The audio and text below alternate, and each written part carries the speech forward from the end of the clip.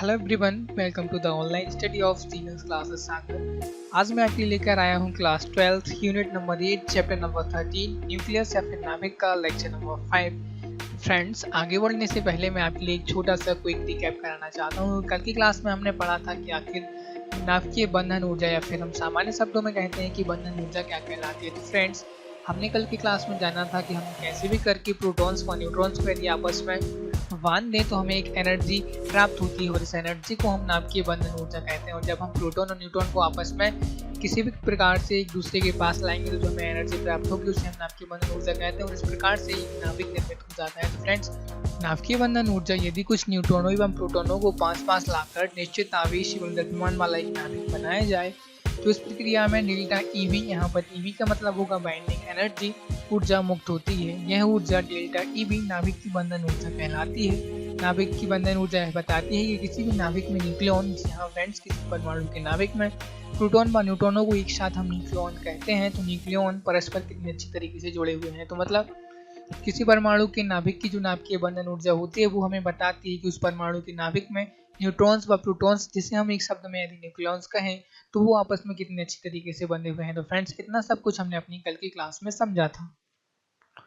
Friends, आगे बढ़ने से पहले मैं आपको एक छोटा सा कॉन्सेप्ट, यहाँ पर एक छोटा सा नया सा सिद्धांत, नई सी परिघटना यहाँ पर मैं आपको बताने की कोशिश कर रहा हूँ। तो देखिए फ्रेंड, हम सभी जानते हैं कि किसी परमाणु के नाभिक में न्यूट्रॉन व प्रोटॉन होते हैं और कक्षाओं में चक्कर इलेक्ट्रॉन लगा रहे होते हैं। फ्रेंड्स, यदि हम सेपरेटली बात करें तो न्यूट्रॉन व प्रोटॉन को एक साथ हम न्यूक्लियॉन्स कह सकते हैं। जी भाई, प्रोटॉन व न्यूट्रॉन को आप एक साथ न्यूक्लियॉन्स कह सकते हैं। और सर, एटॉमिक मास का मतलब क्या होता है, मतलब परमाणु द्रव्यमान का मतलब क्या होता है? तो आप कहेंगे कि सर, हम सभी जानते हैं कि किसी परमाणु का समस्त द्रव्यमान उसके नाभिक में संकेंद्रित होता है। नाभिक में भैया क्या होते हैं? न्यूट्रॉन्स होते हैं, प्रोटॉन्स होते हैं।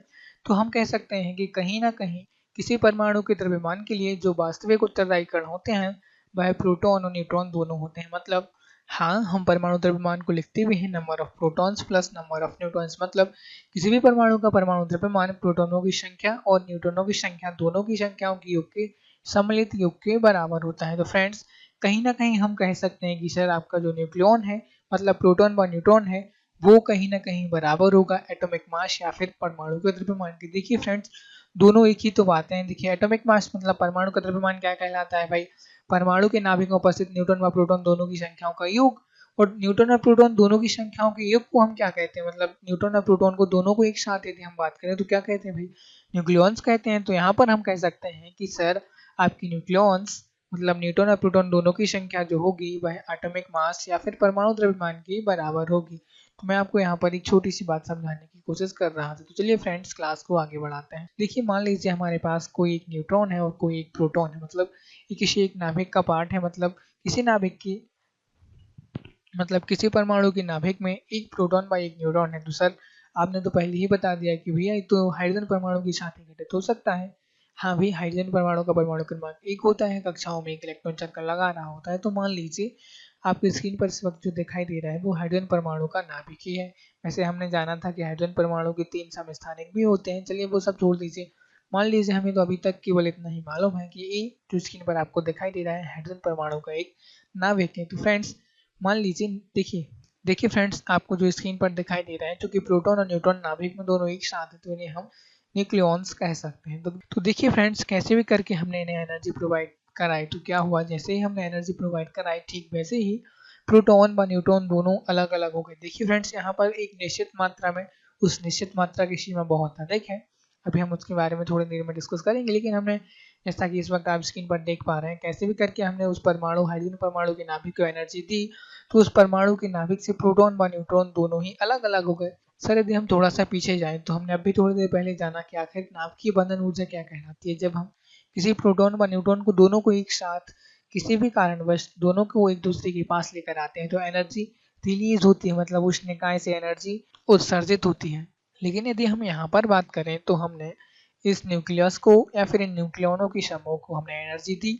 जैसे ही हमने इनके लिए एनर्जी प्रोवाइड कराई, एनर्जी दी, ठीक वैसे ही प्रोटॉन व न्यूट्रॉन दोनों अलग अलग हो गए। तो सर, जो हमने नाभिकीय बंधन ऊर्जा पढ़ी थी, ठीक उसकी ये उलट होनी चाहिए। जी हाँ फ्रेंड्स, मैं आपके लिए समझा रहा हूँ कि आखिर बंधन ऊर्जा प्रति न्यूक्लियन क्या कहलाती है। हाँ फ्रेंड्स, मैं आपके लिए समझाने की कोशिश कर रहा हूँ बंधन ऊर्जा प्रति न्यूक्लियन। अभी थोड़ी देर पहले हमने क्विक रिकैप में जाना कि आखिर बंधन ऊर्जा या फिर उसे हम स्पष्ट शब्दों में कहते हैं कि नाभिकीय बंधन ऊर्जा क्या कहलाती है। नाभिकीय बंधन ऊर्जा प्रति न्यूक्लियन की ठीक अपोजिट होती है, या फिर हम इसके उलट शब्दों में भी कह सकते हैं कि जो बंधन ऊर्जा प्रति न्यूक्लियन होती है वो नाभिकीय बंधन ऊर्जा की ठीक उलट होती है। देखिए फ्रेंड्स कैसे, क्योंकि नाभिकीय बंधन ऊर्जा हमें तब उत्सर्जित हो रही थी, तब प्राप्त हो रही थी जब हम किसी प्रोटॉन व न्यूट्रॉन को दोनों को एक साथ लेकर आए थे, लेकिन यहाँ पर उसका उलट हो रहा है, क्योंकि हमने इस न्यूक्लियस को, इन न्यूक्लियनों के समूह को जैसे एनर्जी दी तो प्रोटॉन व न्यूट्रॉन दोनों अलग अलग हो गए। तो फ्रेंड्स इस कॉन्सेप्ट को हम जानते हैं बंधन ऊर्जा प्रति न्यूक्लियन। तो फ्रेंड मैं आपकी नॉलेज के लिए बता दूं कि यहाँ पर हमने स्पेशली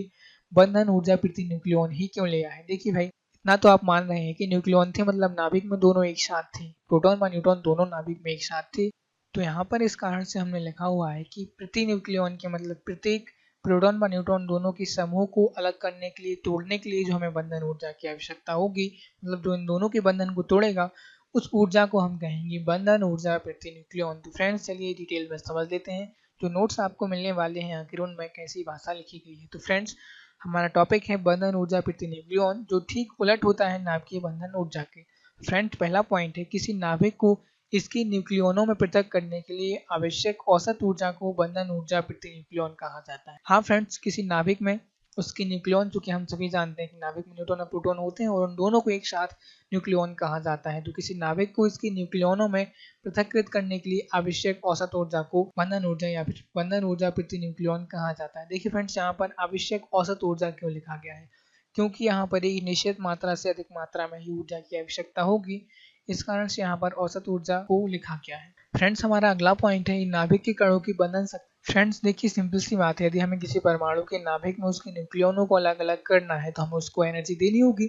उस एनर्जी को हम कहते हैं बंधन ऊर्जा प्रति न्यूक्लियन, और वो ऊर्जा हमें ये बताएगी कि भाई उस नाभिक में उसके प्रोटॉन व न्यूट्रॉन आपस में कितनी दृढ़ता से या फिर कितनी शिथिलता से बंधे हुए हैं। तो यहाँ पर सेकंड पॉइंट हमसे यही कोशिश कर रहा है कहने की कि नाभिक के कणों की बंधन शक्ति की यहाँ पे मतलब वो बता रहा है कि भाई नाभिक में जो उपस्थित कण होते हैं वो आपस में कितनी दृढ़ता से बंधे हुए हैं। इस बात से हमें अवगत कराती है बंधन ऊर्जा प्रति न्यूक्लियन। फ्रेंड्स हमारा अगला पॉइंट है, गणितीय रूप में बंधन ऊर्जा प्रति न्यूक्लियन को नाभिक की बंधन ऊर्जा ईबी मतलब यहाँ पर एनर्जी ऑफ बाइंडिंग या फिर बाइंडिंग एनर्जी एवं इसमें विद्यमान न्यूक्लियनों की संख्या ए के अनुपात के रूप में व्यक्त किया जाता है, जिसे डेल्टा ईबीएन, जी हाँ, बाइंडिंग एनर्जी ऑफ न्यूक्लियन। देखिए फ्रेंड्स, हमने नाभिकीय ऊर्जा को, जो कि अभी हमने थोड़ी देर पहले रिकैप में जाना, उसे हमने दर्शाया था ईबी से मतलब बाइंडिंग एनर्जी, और इसे हम दर्शा रहे हैं डेल्टा ईबी, क्योंकि यहाँ पर हमने शब्द उपयोग किया है आवश्यक औसत ऊर्जा, इस कारण से हमने यहाँ पर डेल्टा लगा दिया है।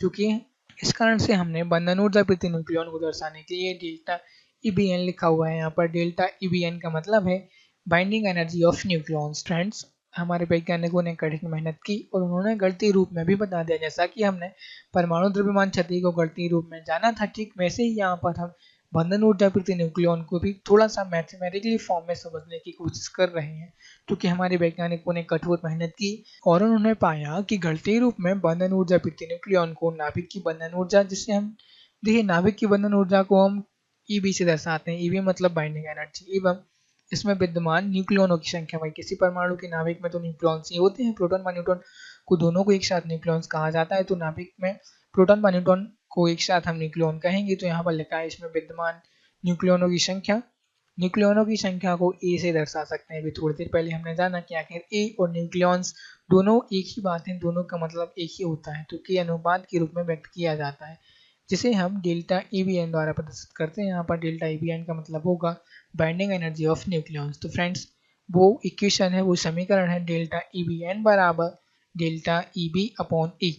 हाँ फ्रेंड्स देखिए, उन्होंने तो स्पष्ट रूप से कह ही दिया है कि आपकी नाभिकीय बंधन ऊर्जा प्रति न्यूक्लियन होगी, वो नाभिकीय बंधन ऊर्जा प्रति न्यूक्लियन के बराबर होती है। तो इस कारण से यदि हम बंधन ऊर्जा में न्यूक्लियनों की संख्या का भाग दे दें तो हमें उस परमाणु के नाभिक की बंधन ऊर्जा प्रति न्यूक्लियन मिल जाएगी। देखिए भाई, स्पष्ट रूप से आपको अब समझ में आ गया होगा कि आखिर इस कॉन्सेप्ट का, इस टॉपिक का मुख्य नाम आखिर यही क्यों पड़ा, बंधन ऊर्जा प्रति न्यूक्लियन।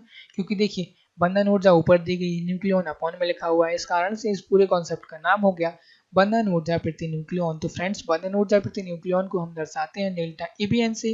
डेल्टा ईबीएन का मान होता है डेल्टा ईबी अपॉन ई। तो फ्रेंड्स आई होप कि आप काफी अच्छे तरीके से समझ गए होंगे कि आखिर बंधन ऊर्जा प्रति न्यूक्लियन क्या कहलाती है। देखिए भाई, नाभिकीय बंधन ऊर्जा प्रति न्यूक्लियन एक सिंपल सी चीज है यदि हम नाभिकीय बंधन ऊर्जा में उस विशेष परमाणु के नाभिक में उपस्थित प्रोटॉनों व न्यूट्रॉनों की संख्या या फिर न्यूक्लियॉन्स की संख्या का भाग दे दें तो हमें उस परमाणु के नाभिक की बंधन ऊर्जा प्रति न्यूक्लियॉन प्राप्त हो जाएगी। स्टूडेंट्स, यहाँ पर बंधन ऊर्जा प्रति न्यूक्लियॉन की कहानी होती है खत्म। अब हम समझने जा रहे हैं कि आखिर बंधन ऊर्जा प्रति न्यूक्लियॉन का महत्व क्या होता है। लेकिन आगे बढ़ने से पहले मैं आपसे पूछना चाहता हूँ कि यदि आपको यहाँ तक समझ में आ गया है तो जल्दी से कमेंट बॉक्स में जाइए और यस टाइप कर दीजिए।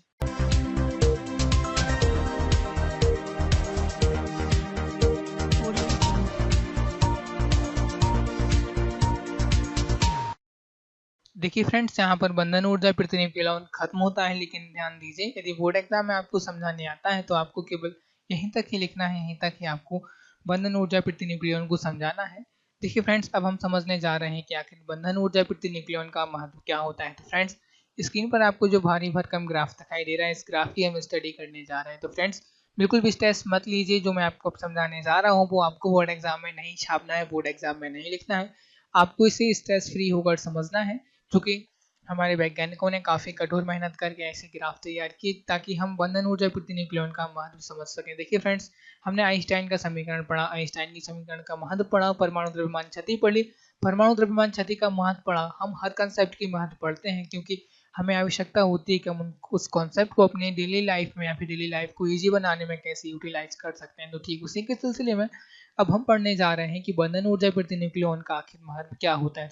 देखिए स्टूडेंट्स, ग्राफ की स्टडी करने का जो पहला रूल है या फिर पहला प्रिंसिपल है वो है कि जो राशियां स्वतंत्र होती हैं उनको एक्स अक्ष पर लिया जाता है। जी हाँ, यहाँ पर हमने द्रव्यमान संख्या, जिसे हम कैपिटल ए के नाम से भी जानते हैं, यहाँ पर हमने द्रव्यमान संख्या को एक्स अक्ष पर लिया है। हाँ फ्रेंड्स, जो आपको यहाँ पर द्रव्यमान संख्या वाली एक्सिस दिखाई दे रही है वो एक्स अक्ष है, और जो हमें प्रति न्यूक्लियॉन बंधन ऊर्जा वाली एक्सिस दिखाई दे रही है वो यहाँ पर वाई अक्ष है। क्योंकि यहाँ पर हमने ग्राफ को बनाया है, यहाँ पर हमने एक्सिस को स्पेशली तौर पर नहीं बनाया है, लेकिन ध्यान दीजिए द्रव्यमान संख्या को हमने एक्स एक्सिस पर लिया है और प्रति न्यूक्लियन बंधन ऊर्जा जिसे हमने लिया है मिलियन इलेक्ट्रॉन वोल्ट में, उसे हमने लिया है बाई एक्सिस पर। तो फ्रेंड्स, मैं आपसे कह रहा था कि देखिए एक्स अक्ष पर हम उन राशियों को लेते हैं जो अपने आप में स्वतंत्र होती हैं और बाई अक्ष पर हम उन राशियों को लेते हैं जो अपने आप में स्वतंत्र नहीं होते हैं। जी हाँ, यहाँ हम लेते हैं स्वतंत्र राशियाँ और यहाँ हम लेते हैं परतंत्र राशियाँ। देखिए, द्रव्यमान संख्या, किसी भी परमाणु की द्रव्यमान संख्या स्वतंत्र है, उसका किसी भी चीज़ से लेना देना नहीं होता है, क्योंकि उसके पास अपने प्रोटॉन है, अपने न्यूट्रॉन है, अपने न्यूक्लियॉन्स है, तो उसकी द्रव्यमान संख्या एक प्रकार से नियत ही रहने वाली है।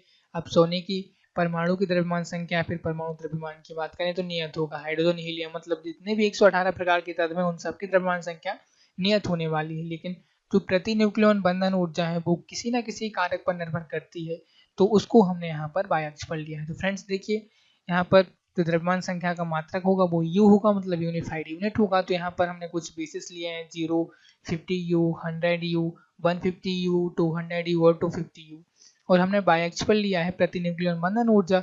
इसके लिए हमने यूनिट का यूज किया है मिलियन इलेक्ट्रॉन वोल्ट। हाँ फ्रेंड्स, देखिए बंधन ऊर्जा में हमने क्या किया था, नाभिकीय बंधन ऊर्जा में हमें प्रोटॉन और न्यूट्रॉन को आपस में पास लाना था, इस कारण से एनर्जी रिलीज हो रही थी। लेकिन प्रति न्यूक्लियन बंधन ऊर्जा में क्या हुआ कि वो ठीक उसका अपोजिट हुआ। इसमें क्या हुआ कि हमें किसी परमाणु के नाभिक को एनर्जी देनी पड़ी। हाँ, हमने अपनी तरफ से उस परमाणु के नाभिक को एनर्जी दी ताकि उसके जो घटक हैं, उस नाभिक के मुख्य घटक न्यूट्रॉन और प्रोटॉन है, वो एक दूसरे से अलग हो जाए। यही तो प्रति न्यूक्लियन बंधन ऊर्जा कहलाती है। तो देखिए फ्रेंड्स, हमें उस परमाणु के नाभिक को जितनी भी एनर्जी देनी होगी वो काफी ज्यादा मात्रा में देनी होगी। प्रति न्यूक्लियन बंधन ऊर्जा के लिए जो मात्रा का यूज किया है वो किया है मिलियन इलेक्ट्रॉन वोल्ट, मतलब जो हमें उससे एनर्जी देनी होगी वो मिलियन इलेक्ट्रॉन वोल्ट में देनी होगी। देखिए फ्रेंड्स, ग्राफ में सबसे निचला हिस्सा दर्शाया गया है H2 का। हाँ फ्रेंड्स, जो कि यहाँ पर सुपरस्क्रिप्ट में H की सुपरस्क्रिप्ट में 2 लिखा गया है, तो हाइड्रोजन परमाणु ही होगा, क्योंकि हम किसी भी परमाणु के परमाणु क्रमांक को सबस्क्रिप्ट में मतलब नीचे यहाँ लिखते हैं और उसके जो परमाणु द्रव्यमान होता है उसे हम सुपरस्क्रिप्ट में ऊपर की ओर लिखते हैं। तो फ्रेंड्स, यहाँ पर जो आपको स्क्रीन पर दिखाई दे रहा है वो इस वक्त हाइड्रोजन परमाणु ही है, उसका परमाणु द्रव्यमान चूंकि 2 है। और देखिए दूसरे स्थान पर हमने लिया है एक ऐसा हाइड्रोजन परमाणु जिसका परमाणु द्रव्यमान 3 होगा। सर, हमने तो पढ़ा है कि हाइड्रोजन परमाणु का द्रव्यमान केवल 2 होता है और उसका परमाणु क्रमांक 1 होता है। हाँ भैया, आपने बिल्कुल सही पढ़ा है, लेकिन मैं आपकी नॉलेज के लिए बता देता हूँ कि हाइड्रोजन परमाणु के 3 समस्थानिक होते हैं, प्रोटियम, ड्यूटेरियम और ट्राइटियम। ट्राइटियम आपका जो हाइड्रोजन परमाणु का समस्थानिक होता है उसका परमाणु द्रव्यमान 3 होता है, क्योंकि हाइड्रोजन परमाणु के 3 समस्थानिक होते हैं और हमने समस्थानिक वाली क्लास को काफी अच्छे तरीके से पढ़ा हुआ है। तो इस कारण से आपको कोई कंफ्यूजन नहीं होनी चाहिए कि हमने जो सेकंड नंबर पर ग्राफ में लिया गया है। सेकंड नंबर पर जो हमने तत्व का परमाणु लिया है भाई, उसका परमाणु द्रव्यमान 3 कैसे होगा, हाइड्रोजन का तो 2 ही होता है, चूंकि यहाँ पर एक हाइड्रोजन परमाणु का एक तीसरा समस्थान है जिसका नाम ट्राइटियम है, वो लिया गया है। तो फ्रेंड्स अब आगे चलते हैं, तो यहाँ पर आगे उन्होंने लिया है हीलियम परमाणु का नाभिक, लिथियम, नाइट्रोजन, ऑक्सीजन, ठीक ऐसे ही करके उन्होंने कई सारे तत्वों को एक साथ लिया है। कई अधिकांश तत्वों को उन्होंने शामिल करने की कोशिश इस ग्राफ में की है, मतलब उन तत्वों के जो परमाणु होंगे उनके नाभिकों में उपस्थित उनकी जो मुख्य घटक है उनको दूर दूर करने के लिए उन्होंने स्टडी की होगी, उन्होंने एक्सपेरिमेंट किए होंगे और इस ग्राफ पर हमें समझाने की कोशिश करती है। देखिए फ्रेंड्स, जो तत्व आपको दिखाई दे रहा है उन्होंने कुछ निश्चित तत्वों पर ही अपने प्रयोग किए होंगे और हमें उन स्टडीज का एक ग्राफ बना के दे दिया जो उनकी सामने आए। तो चलिए फ्रेंड्स, अब हम आगे बढ़ते हैं और समझते हैं कि आखिर क्या इस ग्राफ की स्टडी रही। क्योंकि इस ग्राफ को तो हम एक्सप्लेन करते ही जाएंगे तो वो कंप्लीट नहीं होगा, तो हम कुछ वर्डिंग में इसको समझने की कोशिश करते हैं। तो देखिए क्या दिया गया है, किसी परमाणु की बंधन ऊर्जा प्रति न्यूक्लियन ज्ञात होने पर हम विभिन्न द्रव्यमानों के तत्वों के न्यूक्लियनों को पृथक करने हेतु तो आवश्यक ऊर्जा की मात्रा की गणना कर सकते हैं। भाई निश्चित सी बात है कि मान लीजिए आपके लिए हाइड्रोजन परमाणु की बंधन ऊर्जा प्रति न्यूक्लियन का मान पता चल गया, तो आप निश्चित तौर पर हाइड्रोजन परमाणु के नाभिक में उपस्थित प्रोटॉन व न्यूट्रॉन क्योंकि एक एक ही होंगे, तो आप हाइड्रोजन परमाणु के मुख्य परमाणु में जो भी उसके नाभिक में न्यूट्रॉन व प्रोटॉन उपस्थित होंगे उनको आप पृथक कर सकते हैं। बस एक बार आपको की मिल जाए, आपको उसका मेन पॉइंट मिल जाए कि भाई उसकी बंधन ऊर्जा प्रति न्यूक्लियन 100 मिलियन इलेक्ट्रॉन वोल्ट हो गए, 150 मिलियन इलेक्ट्रॉन वोल्ट की, मतलब ऐसी कुछ एक निश्चित राशि मिल जाएगी आपके लिए बंधन ऊर्जा प्रति न्यूक्लियन का मान, तो आप उस परमाणु के नाभिक को छत विच्छित या फिर अलग अलग कर सकते हैं उसके घटकों को। तो देखिए फ्रेंड्स, चलिए पहला पॉइंट समझने की कोशिश करते हैं। यहाँ पर लिखा है चित्र में बहुत से नाभिकों के लिए प्रति न्यूक्लियन बंधन ऊर्जा डेल्टा ईबीएन या फिर सामान्य तौर पर लिया गया है ईबीएन एवं द्रव्यमान संख्या ई में ग्राफ दिखाया गया है। देखिए फ्रेंड्स, ग्राफ की हमने जो स्टडी की उसमें पहला पॉइंट सामने आया। देखिए फ्रेंड्स, इन पॉइंट्स को आपको एज अ कहानी की तरह लेना है, जो हमारे वैज्ञानिकों ने काफ़ी मेहनत की हमारे लिए समझाने की, तो आपको थोड़ा सा समझ लेना है। इसे आपको याद करने की कोई भी ज़रूरत नहीं है। बोर्ड एग्जाम में इतना भारी भरकम क्वेश्चन नहीं आने वाला है कि आप पूरा ग्राफ भी बनाइए फिर उस ग्राफ को समझाइए भी, तो जैसा मैं आपके लिए समझाता जा रहा हूँ ठीक वैसा ही आपको समझना है बस, और कुछ नहीं करना है। तो फ्रेंड्स, पहली पॉइंट में लिखा है कि मध्यवर्ती द्रव्यमान संख्या मतलब परमाणु द्रव्यमान, मतलब 30 से लेकर 170 तक, मतलब जब परमाणु द्रव्यमान का मान 30 से लेकर 170 तक होगा। देखिए फ्रेंड्स, स्क्रीन पर आप देख पा रहे हैं 30 से लेकर 170 तक कहाँ है। देखिए भाई, द्रव्यमान संख्या देखनी है तो हम एक्स एक्सिस पर देखेंगे 30 भैया यहाँ कहीं होगा, और उसके बाद बोल रहे हैं 170, तो 170 भाई यहाँ कहीं होगा। तो वो बोल रहे हैं कि मध्यवर्ती द्रव्यमान संख्याओं 30 से लेकर 170 तक, मतलब जितनी भी जो बाइंडिंग मैंने आपके लिए अलग से एक सेपरेट बना दिया है, ये सब 30 से लेकर 170 के लिए परमाणु द्रव्यमान संख्या के लिए हो जाएगा। तो आगे उन्होंने लिखा है कि प्रति न्यूक्लियन बंधन ऊर्जा ईवीएन का मान व्यवहारिक रूप से नियत रहता है। देखिए फ्रेंड्स, यदि आप यहाँ 30 से लेके यहाँ 170 तक देखें, तो यदि आप देखें जो आपको जो ग्राफ की रेखा दिखाई दे रही है वो एक प्रकार से हमें एक सरल रेखा ही दिखाई देगी। जब ग्राफ की स्टडी करते हैं तो कोई भी यदि एक रेखा किसी एक एक्सिस की या फिर एक अक्ष के समांतर हो जाती है तो उसका मतलब होता है कि यदि हम किसी एक राशि में बदलाव करें तो दूसरी राशि में कोई बदलाव नहीं होगा, तो इसी स्थिति को हम कहते हैं कि भाई राशि नियत है। तो देखिए फ्रेंड्स, आप 30 से लेकर 170, 30 यू से लेकर मतलब यहाँ से लेकर यहाँ 170 तक, 30 यू से लेकर 170 यू तक देखें तो आपको जो ग्राफ की रेखा दिखाई दे रही है वो ऐसा हम बात करें तो एक सीधी से ही रेखा दिखाई दे रही है, क्योंकि यहाँ पर काफी जिगजैग पथ दिखाई गया है। देखिए फ्रेंड्स, क्योंकि आप यहाँ पर देख सकते हैं काफी जिगजैग दिखाई दे रहा है, और आप 30 से लेके 170 तक की बात करें तो यहाँ पर भाई रेखा थोड़ी सी हमें सिंपल दिखाई दे रही है, रेखा थोड़ी सी सीधी दिखाई दे रही है।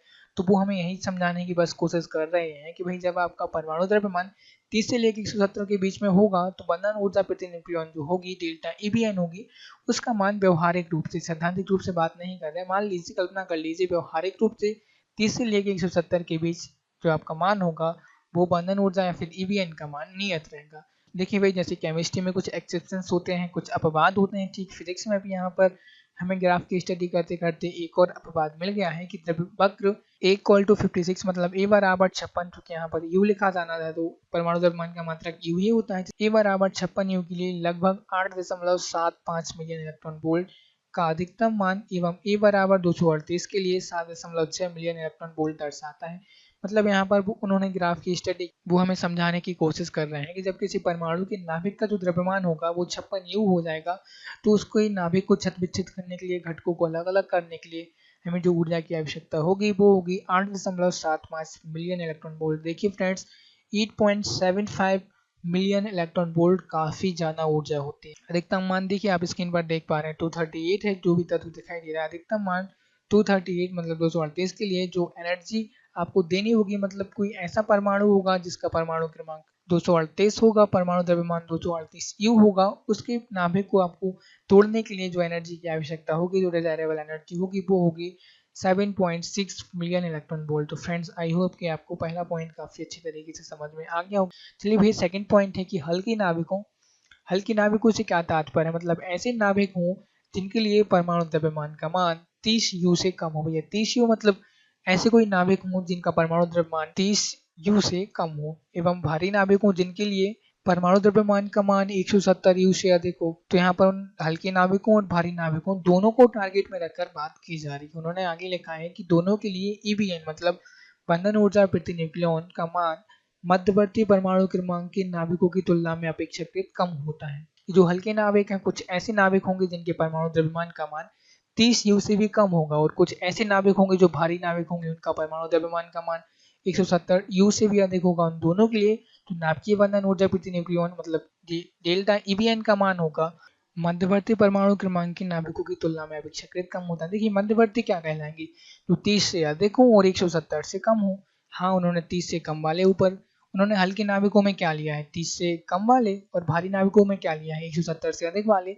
जो मध्यवर्ती होंगे भाई, तो भाई निश्चित सी बात है 30 से अधिक होंगे और 170 से छोटे होंगे। तो उन्होंने प्रयोगों में बताया कि हल्के नाभिकों के लिए और भारी नाभिकों के लिए दोनों के लिए ही डेल्टा EBN का मान मध्यवर्ती परमाणु क्रमांक की नाभिकों की तुलना में अपेक्षाकृत कम होता है। मतलब जो मध्यवर्ती परमाणु क्रमांक वाले मध्यवर्ती परमाणु द्रव्यमान वाले नाभिक होते हैं उनके लिए डेल्टा EBN का मान अधिक होता है, और जो हल्के वाले होते हैं, कुछ भारी नाभिक होते हैं, उनके लिए डेल्टा EBN का मान इनकी तुलना में कम होता है। देखिए भाई कम तो हम नहीं कह सकते, यदि हम अपने अकॉर्डिंग बात करें तो एनर्जी तो भाई काफ़ी चाहिए होती है, मिलियन इलेक्ट्रॉन वोल्ट में चाहिए होती है, लेकिन यदि हम उन्हीं की आपस में तुलना करें तो भाई कह सकते हैं कि हल्के नाभिकों के लिए और भारी नाभिकों के लिए जो मध्यवर्ती जो बीच वाले नाभिकों के लिए होगी उनकी तुलना में थोड़ी सी कम लगेगी, और जो बीच वाले होंगे उनके नाभिकों को छद विच्छेद या फिर विखंडित करने के लिए हमें काफ़ी ज़्यादा एनर्जी प्रोवाइड करानी होगी। तो फ्रेंड्स आई होप कि आप सेकंड पॉइंट भी काफ़ी अच्छी तरीके से समझ गए होंगे।